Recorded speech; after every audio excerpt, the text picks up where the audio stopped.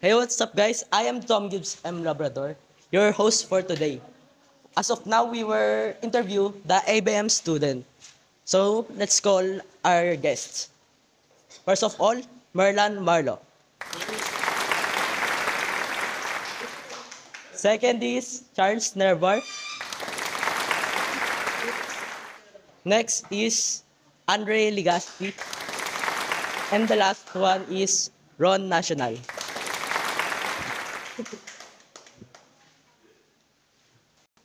Hello guys, how are you today? Ano nga pala yung mga feeling nyo as an ABM student? Siyempre, first time ko ma-imbitahan sa gantong klaseng, Siyempre, kinakabahan ako, first time eh.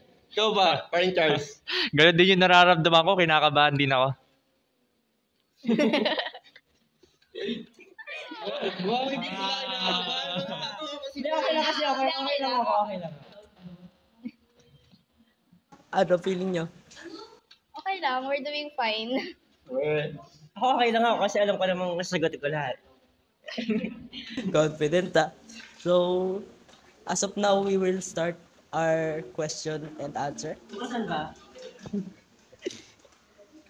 First is, what is your favorite subject in ABM?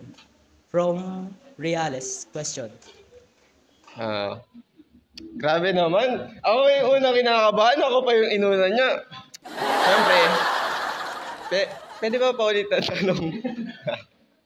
What is your favorite subject in ABM? Para sa akin, favorite, Gen Math tsaka Business Math. Kasi, syempre, pag nag-iisip ka, parang, kasi pag nag-iisip ako, ang pakiramdam ko, nag-enjoy ako eh. Parang, ang sarap mag-isip, parang napakasayang mag-solve ng mga problem. Wow. Hindi tayo dun ah. Ako sin. Ano yung tanong? What is your favorite subject in ABM? Favorite subject ko sa ABM? Siguro business math tsaka OC. Bakit business math tsaka OC? Bakit? Kasi yung business math, makakatulong siya sa business na gagawin ko in the future. Tapos yung OC, makakatulong siya sa pagka yung sa pronunciation na sa mga presentation. As for Nice me answer, naman, siguro ang consider kong favorite subject ko is oral com since it talks about communication and I'm really fond of public speaking. Ako oral com din kasi kaya ako. Hindi kasi parang mas madali yun tsaka parang favorite yung teacher. Next question. Nga pala may singit ko. Why did you choose ABM Strand? Hindi naman talaga ABM gusto ko eh. Parang STEM kasi dapat ako. Tapos, hindi ako hindi ako galing ako private. Tapos, lumipat kami dito. Tapos, ang nangyari, hindi ko alam na may na may exam. So, nag-ABM na lang ako kasi puno na daw sa STEM. Ikaw? Ako na? Go muna. Pinili ko tong ABM kasi pasok to sa course na kukunin ko, which is accountant. Ganun din yung sa akin katulad nung kay Marlo. Pasok din yung ABM sa course na gusto ko. But accountant kasi yun nga, gagawa ko ng business someday. Ano ba business? Pagbebenta ng shop. Ako naman, accountant kasi na inspiration ko yung kuya ko eh. Parang unang bata pa lang ako, iniidolo ko na siya eh. Parang gusto ko ding maabot kung ano yung naabot niya. Ano bang niya? Trabaho niya ngayon? CPA siya, bali, yan, nakapasa siya sa board exam. Tapos, syempre dahil doon, iniidolo ko siya nun. Tapos, hanggang ngayon, iniidolo ko pa rin siya. Kaya, nag-ABM ako, tsaka kukuha na ako. Okay, next question. Sagot ka ba? Sige na please, next question Go. na. Next. What is the most difficult subject in ABM for you? I think 21st. Kasi, syempre, mahirap mag-analyze ng mga story, lalo na yung mga kung yung mga nangyari sa history, tsaka medyo hindi din ako fluent mag-English. Para sa akin yung pinakamahirap na subject is yung KP.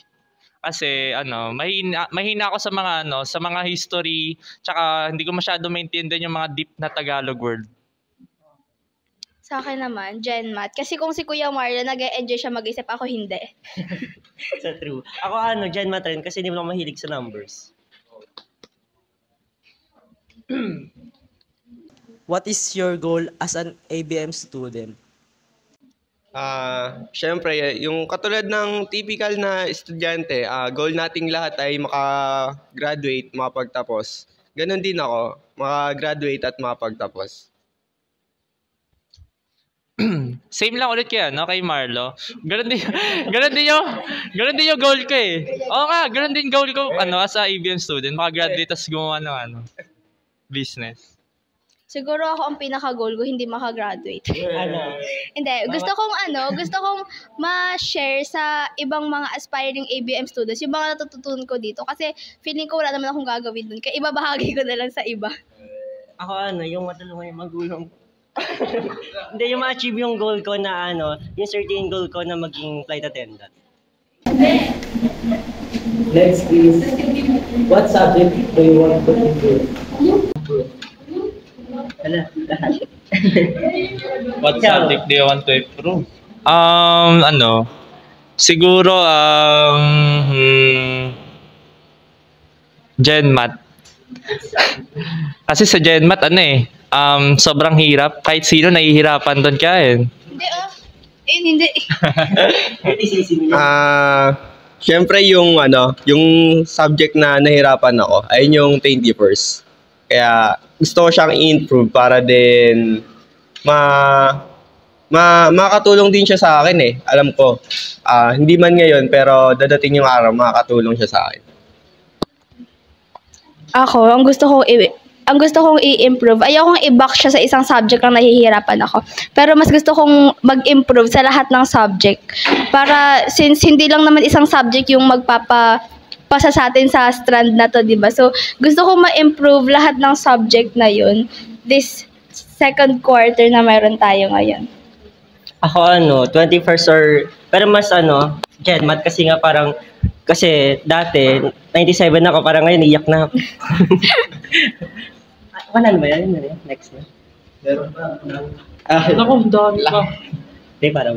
Mag-overtime tayo In the past quarter, what do you learn that help you in your daily life? Daily life. Yung parang na-connect sa namin, sa personal life namin. Siguro yung critical thinking. Kasi sa ABM talaga mag-iisip ka talaga malala. Actually sa ibang subject din naman na hindi specialized ng ABM. Pero yung critical thinking talaga and at the same time yung pagmamanage ng kahit mga small business lang nakakatulong